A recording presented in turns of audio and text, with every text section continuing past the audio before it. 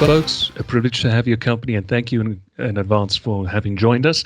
This is the Apex Predator, a chat show and a solo show where we help to give you the tools to meld you into the mind of becoming an unbreakable mind, an unstoppable force, an untamed spirit equals your own army of one. An Apex Predator, that's our mantra.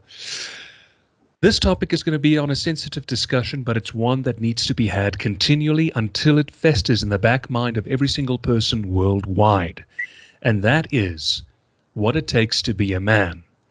Now, I have presented the argument with regards to Jordan Peterson, but if I could just summarize it in 4 distinct disciplines, and I'll just quote here just to make sure that I don't seem uneducated myself, and I had it in front of me. It is wisdom, justice, courage, and moderation. The 4 disciplines that were championed, of course, by Marcus Aurelius in the book Meditations. But unfortunately, in today's society, everything should just fall out of the sky. And it has become entirely detrimental to man today. Man's role has entirely been decreased and decreased and decreased and decreased. And I was reading a comment on social media earlier before at the start of this interview of how the us versus them mentality is toxic. For crying out loud. If I ever hear that word again, it'll be the death of me. But unfortunately, we have to face facts because it had begun at the point where civics education was completely booted out of the system. And as a result, because of that, now the whole boss babe thing occurred in the late 2000s, still carrying on today. Look, superiority is null and void. It takes 2 to tango. Remember, a pendulum swings both ways. But if you look in any sort of Encyclopedia Britannica, any history book, any documentary, men were the leaders. Not saying that women don't have the capacity to be leaders too. Of course, there was Joan of Arc, one thought that comes to the back of my mind. And of course, if you want to go a little bit further into biblical times, the biblical Esther. But it's because of the fact that we tend to listen to man and not participate in the principalities of the living word, that our morality has taken a nosedive into the deep end, into the bowels of hell. That's how extreme it has gotten. And there, unfortunately, we have fallen prey to George Santayana's prediction of those who will not learn from the past are doomed to repeat it. But let me stand up for the women here for a moment. What is a man supposed to be? A provider, a leader. Jocko Willink even said it when he read an emotional letter in honor of his wife, Helen, where he said, his job as a father is to make his children independent, so to promote independent thinking. But it can't be done alone. Consistent education is needed, and it can come from a forefront of provision. And therefore, I brought a guest with me here today. Steph McFarland, as I always tend to summarize people of such stature, are the lone voice crying in the wilderness, trying to help educate and provide a safe place for men to be men today. And here's another thing, before I continue on further. Stoicism is not a blankness that you hold as a front. It also provides a space for vulnerability. Why are men who are stoic tend to be blank? Quite simple. Control of emotions, clarity of thought. Back to my guest. Steph has a rich educated background. She's both a bachelor's holder and a newly minted master's holder from Brigham Young University, whose most cherished alumni includes the likes of Ken Sansom, who was the first actor, as a matter of fact, to provide a voice to a character from the books of A.A. Milne, being that of Rabbit in Winnie the Pooh, and of course Dr. Larry Gelwicks, whose pioneering work with the Highland rugby team was dramatized in the motion picture Forever Strong, with Gary Cole from Midnight Caller fame playing the Gelwicks character. I love that book. I love that film really very much, and I can highly recommend it.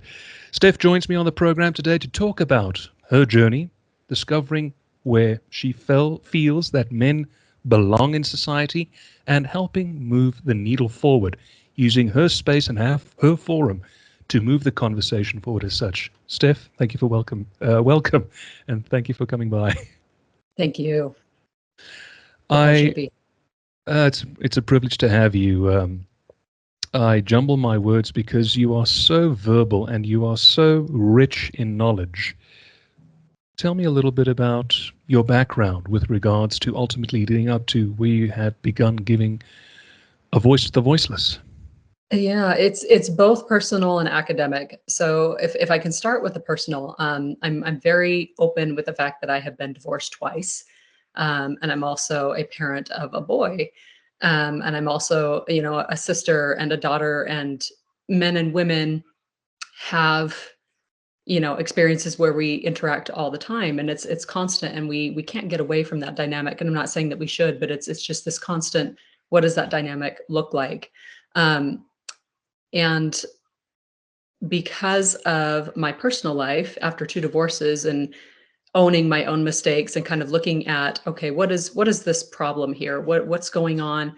I know I'm not the only one. There's a very high percentage of people at least in the States that are divorced. And so I'm also a teacher. And I was noticing that in my students, what I would see in the classroom was different than what I was getting in their writing. And I was seeing a different side of my male students.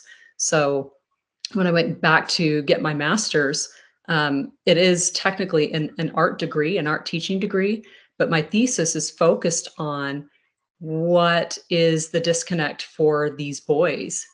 Why are they not able to express the full gamut of human emotions?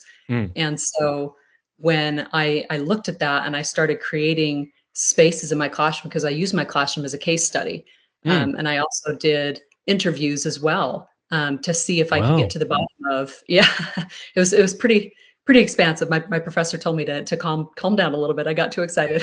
But, um, having all these different facets of research, and even a one section of my thesis is a memoir, because we can't separate ourselves from our biases and our experiences, and the Western culture is to do that.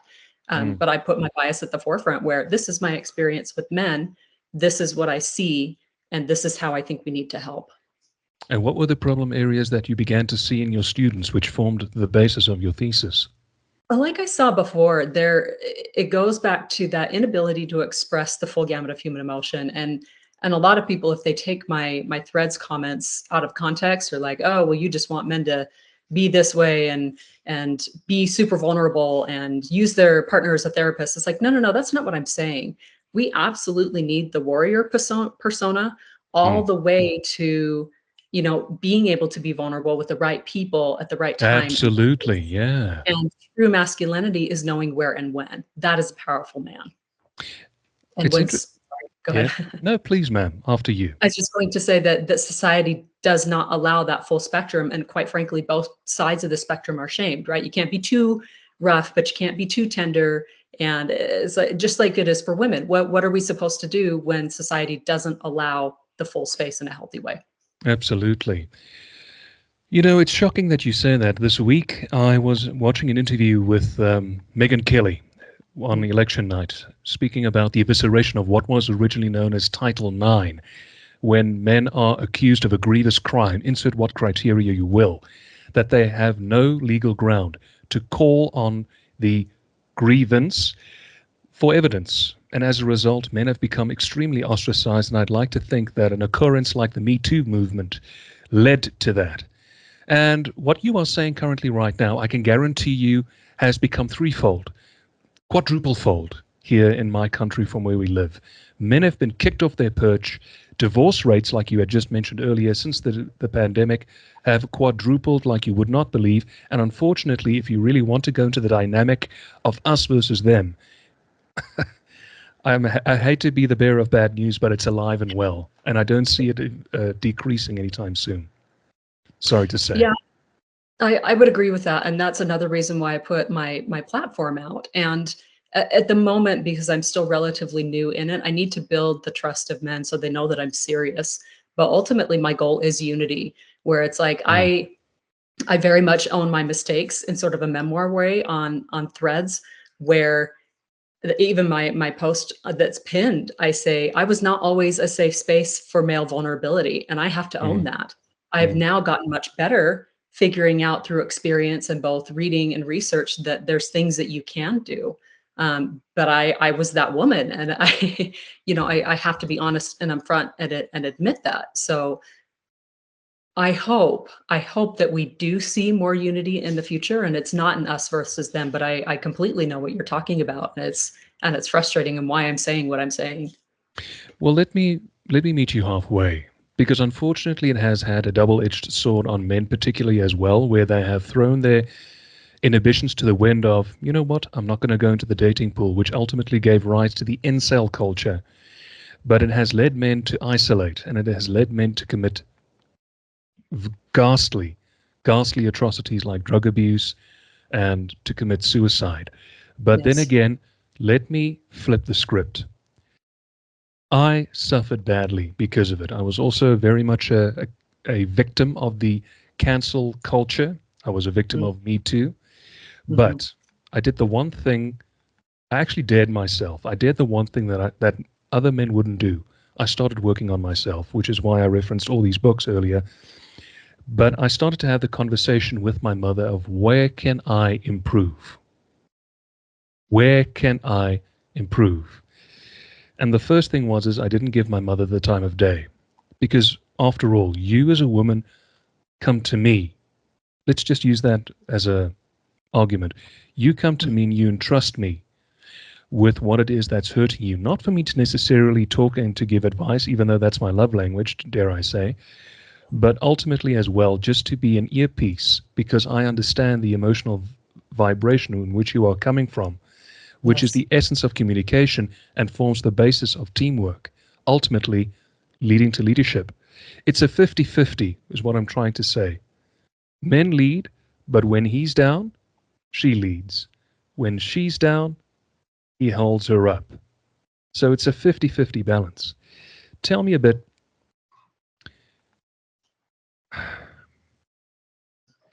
what would you say would be the key for men to start becoming a lot more vulnerable? That is multifaceted. Now you understand my hesitance before I presented the Yes. question. So I will also hesitate in answering because number one, I'm not a man. And in all of the people that speak to me, I have to admit that. And in some regards, you could answer it better than I can. But where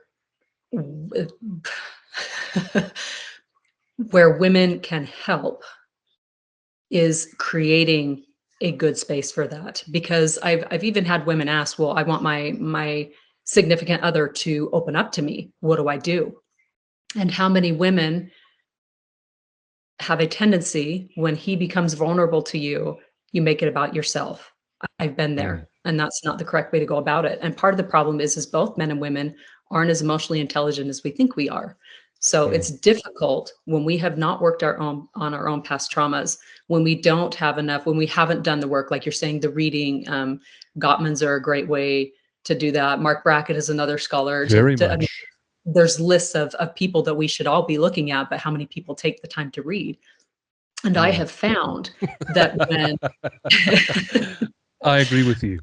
right? And I have found that the more emotionally intelligent I get, then I am able to hold that space for my man when he's down. And so, for example, and again, I'm referring to my platform and then my threads post. I was Mm. open about. I used to think that because a man had control of his emotions, that meant he knew more about emotional regulation than what I thought. And so I would unload and I would emotionally dump on my partner, and he did not have that capacity.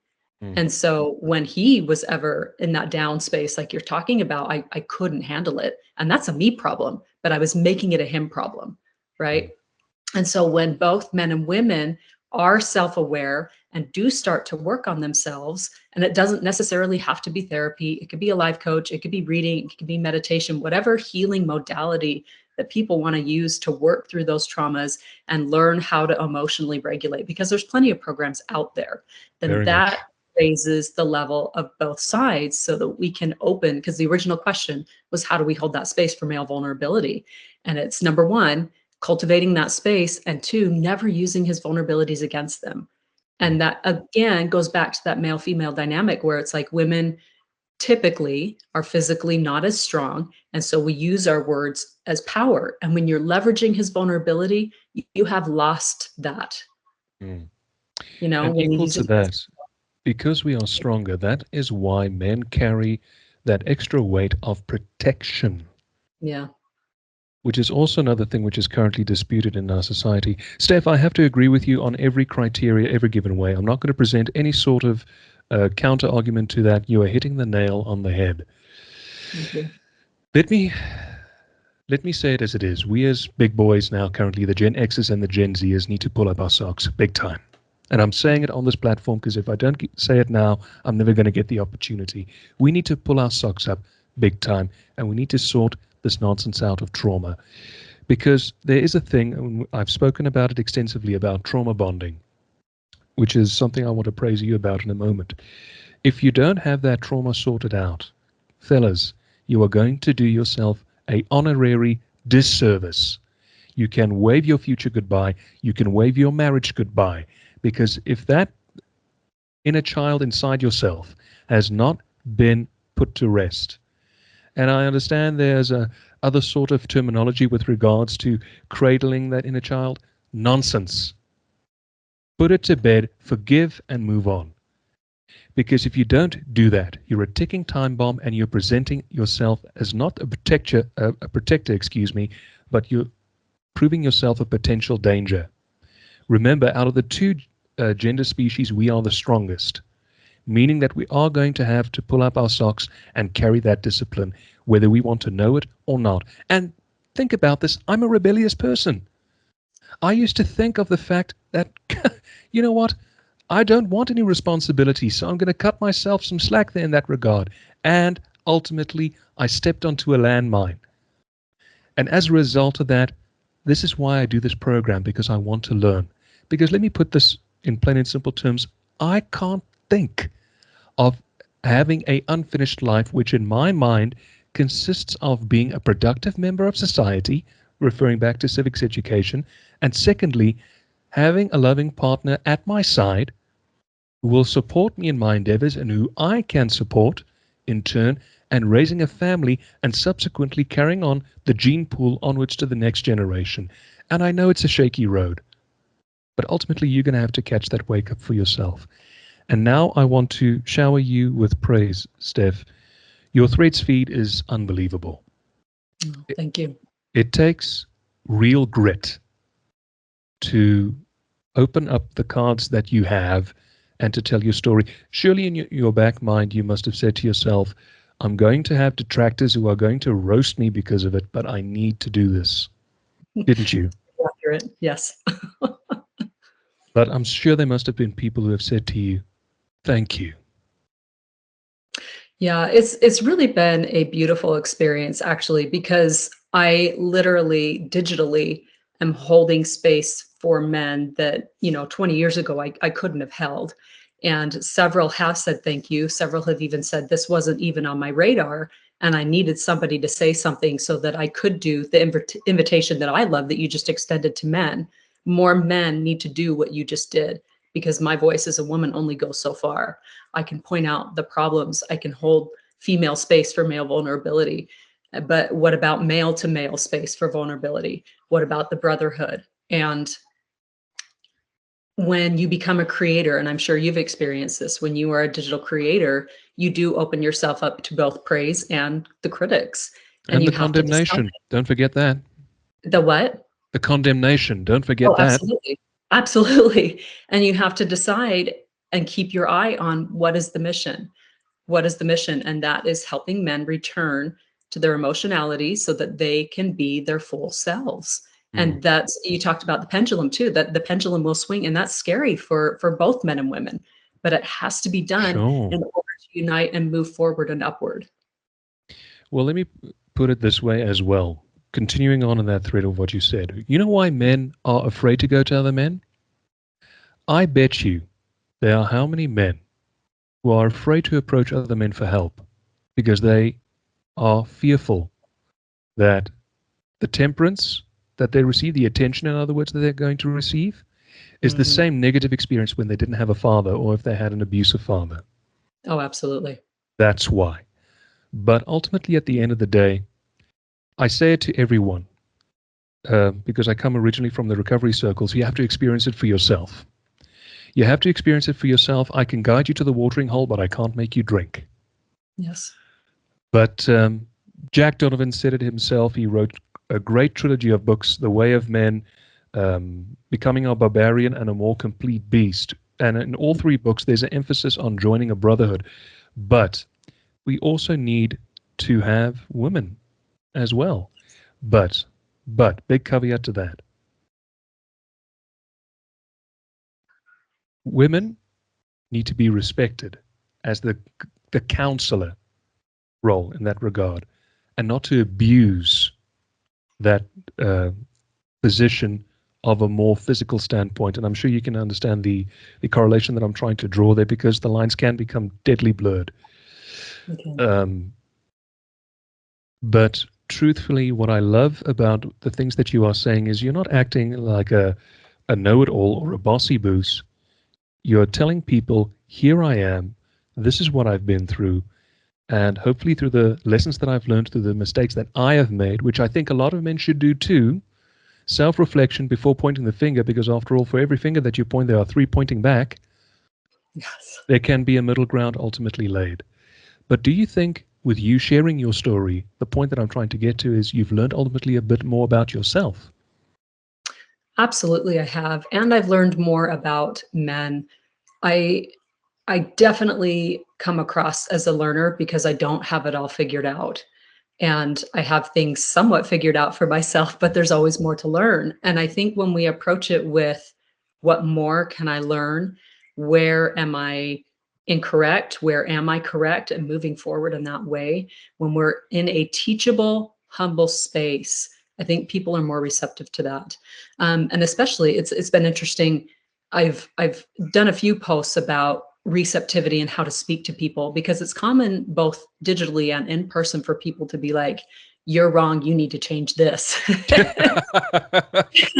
When is somebody ever receptive to that way?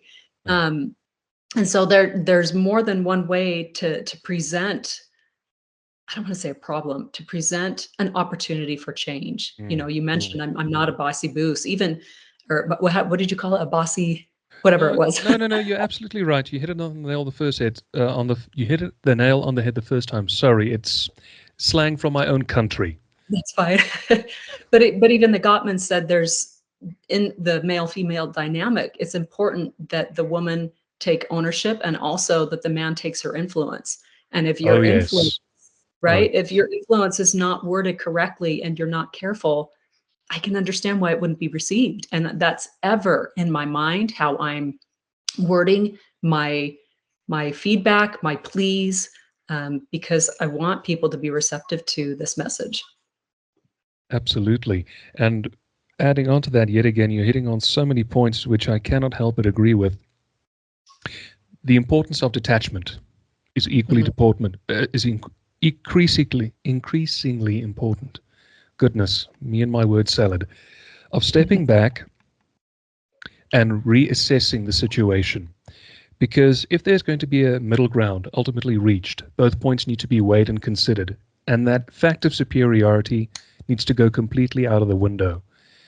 And it is so difficult to try and maintain that sense of detachment, because why?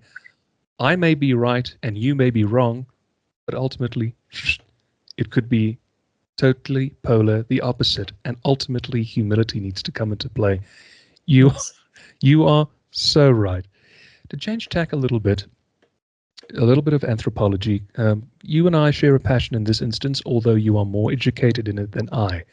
Where did your interest in art ultimately begin, the visual arts? I have loved the visual arts since I was very young. I was the kid that always drew and colored, and it's how I express myself. And to go back to my thesis as a child, because I was suppressed even as a woman, excuse me, emotionally, I used art to say things that I couldn't verbally, and my art teachers noticed. And so using that, even though I'm an English teacher, I use art in my classroom and we do art projects, and I tell the students directly, hey, guess what? This is how you can use this art, and I give them an invitation. I don't require it, but I think my interest in art goes back to that expression that that I always needed, and it just spoke to my soul. That last sentence spoke to the same for me as well, because ultimately when I gave up using drugs, I needed something else to fill that void. And where that verbal ability just couldn't sanctify it, the visual arts ultimately were it for me. Even if it were be something simple as a car, or I've really gotten into doodling now as well, which is a universe unto its own, because you can put so many ideas into one collage.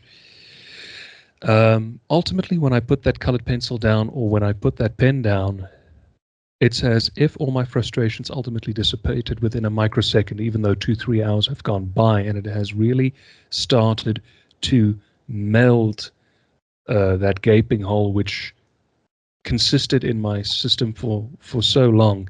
And I've seen some of your designs. You really knock it out of the park. You truly, truly do. And I can identify some of the social images in there, but that's a discussion for another day. I want to talk about you are an English teacher. Any writers that have been an influence on you throughout your life? Yes, and because you asked, their names have escaped my mind. There's a book. I'll share the book, and then maybe as I'm speaking, his no, it's Patrick Ness. Excuse me. Patrick Ness. Yes, there's a book called Monster Calls, and I actually teach it to my students. Yeah, it's been made into a movie.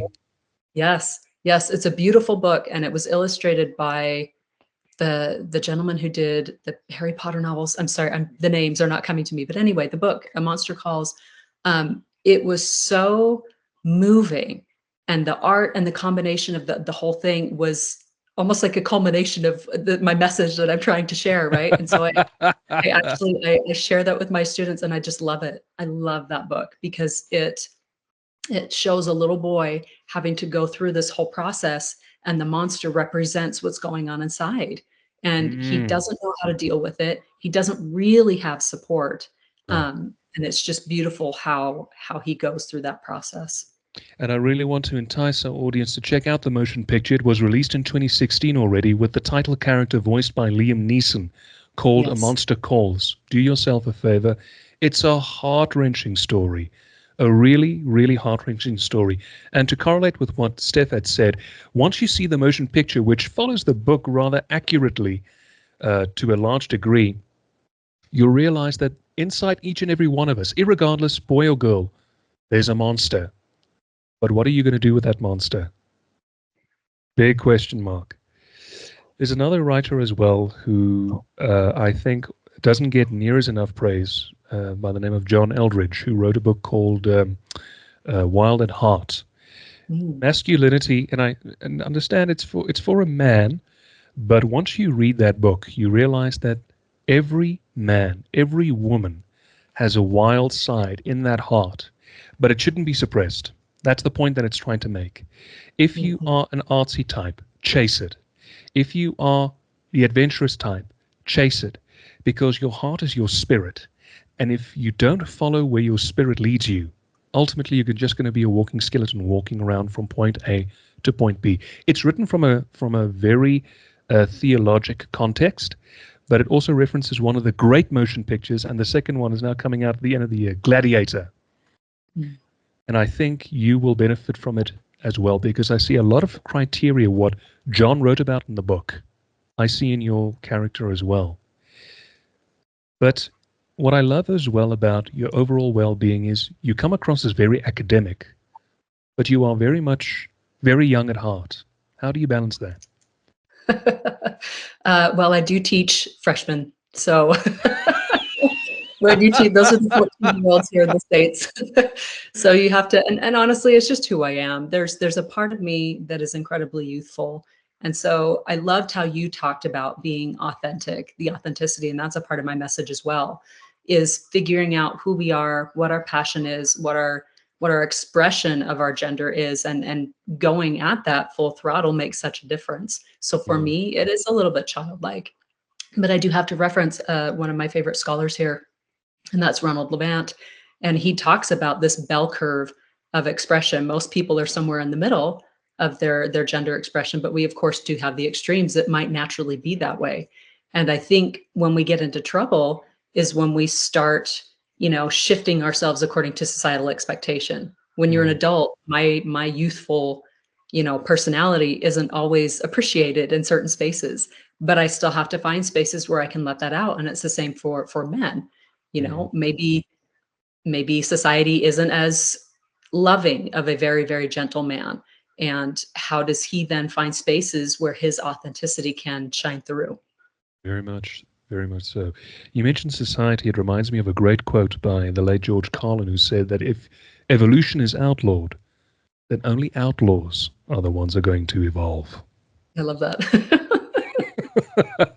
Look, he was extremely anti-theology, but a lot of Mm. his philosophical wisdom uh, reflects on our current situation today. I want to ask, do you think you might see yourself? I understand you are firmly minted as an educator. You also freelance part-time like what I do, using your art to become your weapon of getting your message out there, along with your verbal skills and your writing.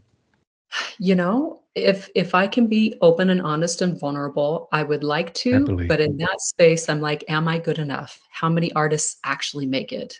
And Sure. I thought about it, but I kind of pushed it away. So I actually appreciate that invitation from you because perhaps I need to make that more a part of what I'm doing. I am in the middle of creating a book, a children's book, and I'll keep the Nice. content of it. Yeah, I'll keep the content of it on the down low.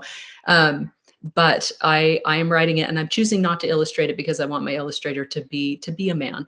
Um, but I'm excited what that will look like, and hopefully that speaks to the heart of many. But we'll just have to see.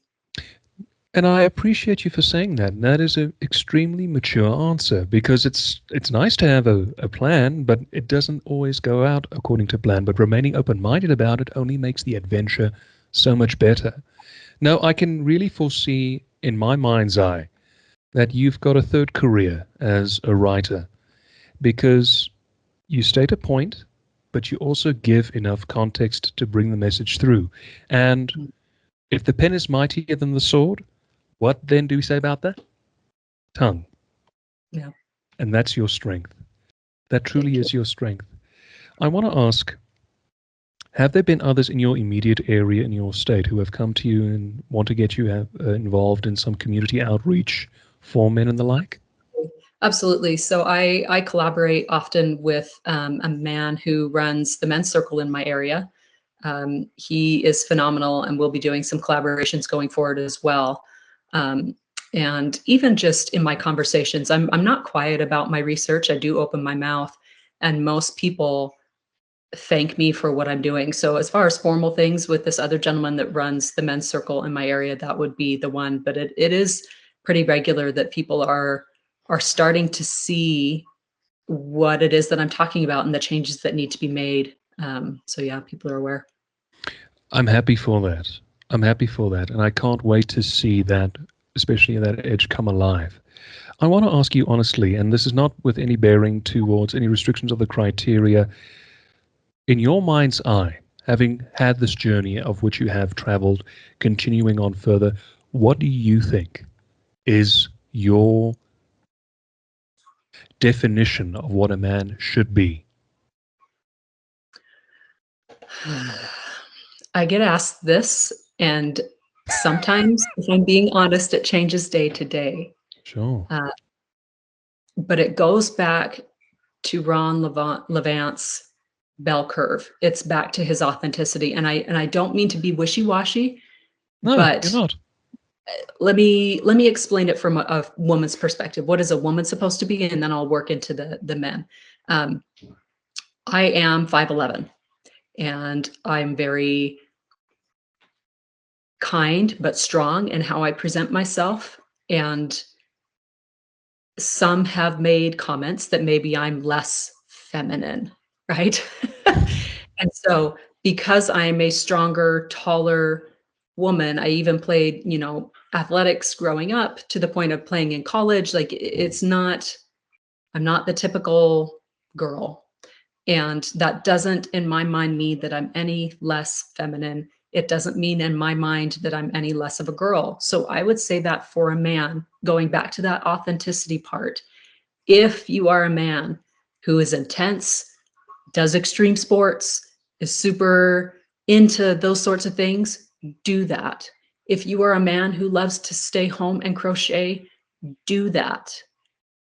And have self-love and protect those around you. And that to me is a man. And I don't know at this point how to say it any better than that. Well, you couldn't have been more direct. There's been nothing wrong with your upbringing. My mother was a tomboy too, believe it or not.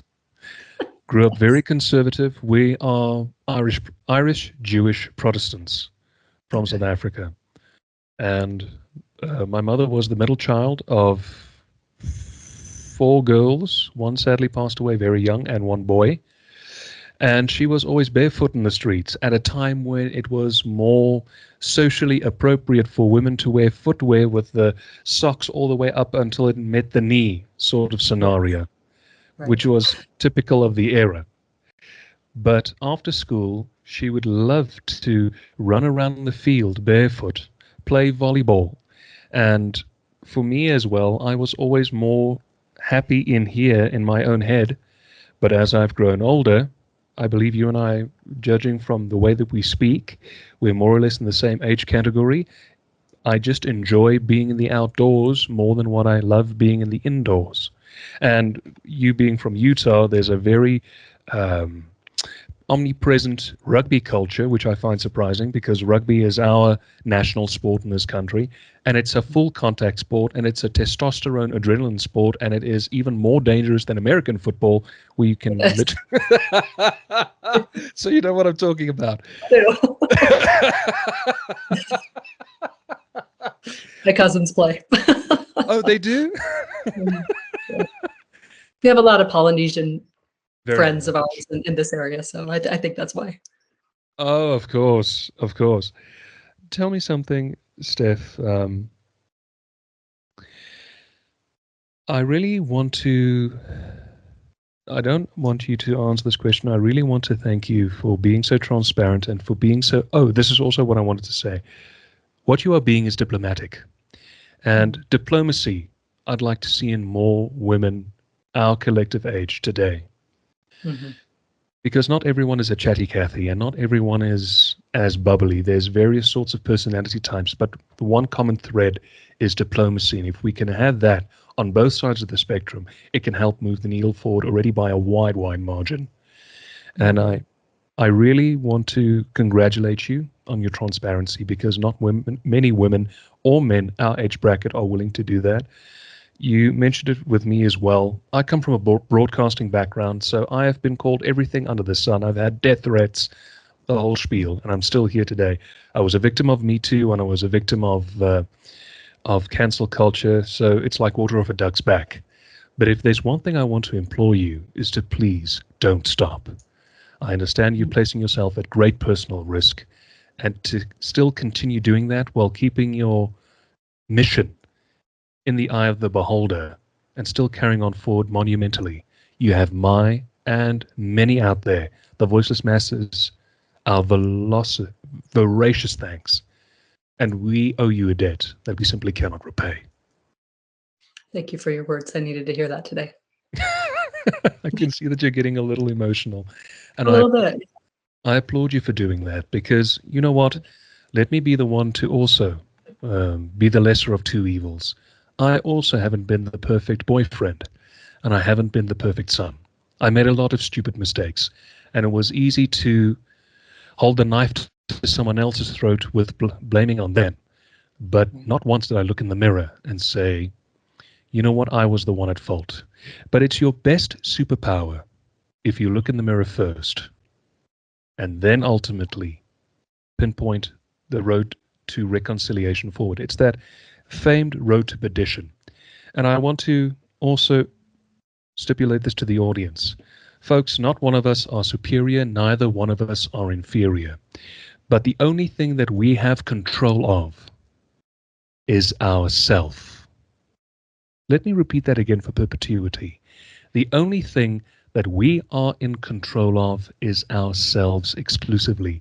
And it takes a copious amount of discipline. But if you sit on your laurels thinking that everything is going to fall out of the sky, you're living in a fucking pipe dream. There, I said it. But it's high time that you hear the things that make you feel uncomfortable, because that's the only way that we're all going to grow.